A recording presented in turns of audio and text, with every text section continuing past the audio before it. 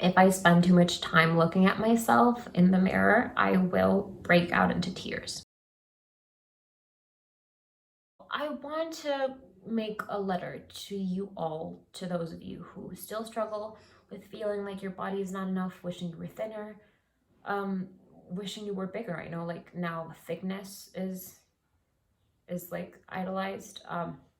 It's a very specific thing because it's like very plump but and like tiny waist, and like it's still not realistic.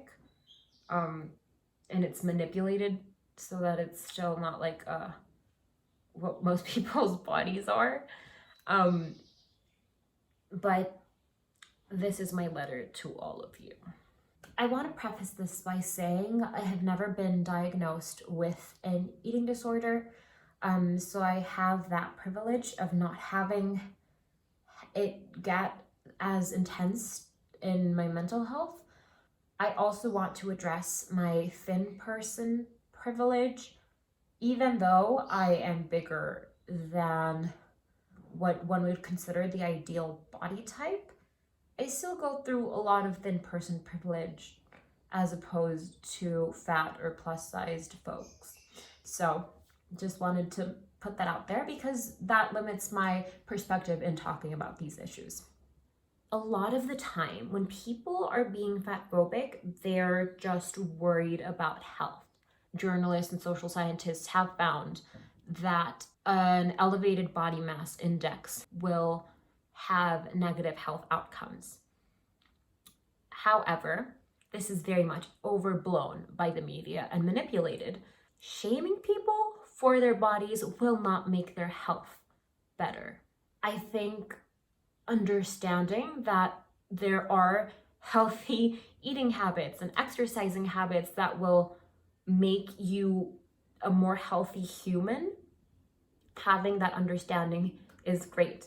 But through shame, you can create eating disorders. Through making people feel inadequate for their bodies, you're creating mental health, which can then permeate into physical health issues that come as a consequence of that shaming. You don't know people's health based on the way that they look. You don't know how much control they have over it. The reality of the matter is fatphobia did not come from a concern about health. Fatphobia originated in the Americas, and I'm using that to explain like North, South, Central, Caribbean. That's when it originated during the transatlantic slave trade. It comes from this racial bias. It comes from white supremacy because white people basically wanted to invalidate the humanity of slaves, and so they would consider them excessive, all aspects of them excessive, which contributed to the racial stereotypes that still exist today. And it created this idea that excessive bodies, big-bodied people, were inadequate. And so that's where fatphobia comes from. The correlation with race is very important. I think if we realize that this very much comes from white supremacy, and hopefully if you're watching this video, you're not a white supremacist, if you realize that that comes from racism, and you're trying not to be racist, hopefully, then hating your body because it's too big or too much space, know that that comes from asshole racist white people. So cut it out. If you are saying that you are anti-racist and you are working toward anti-racism, but you are fatphobic, you are not going all the way. I'm not going to be like, clearly, I do not have the place to tell you that you're racist or to invalidate your efforts. But having that awareness of where fatphobia comes from, I think is important because it was used and weaponized against Black people. I have very much examined the anti-fatness that I have in my own life and how that's contributed to my body image issues. The fact that when I shop for clothing, I try to look for clothing that is flattering and makes me look skinnier.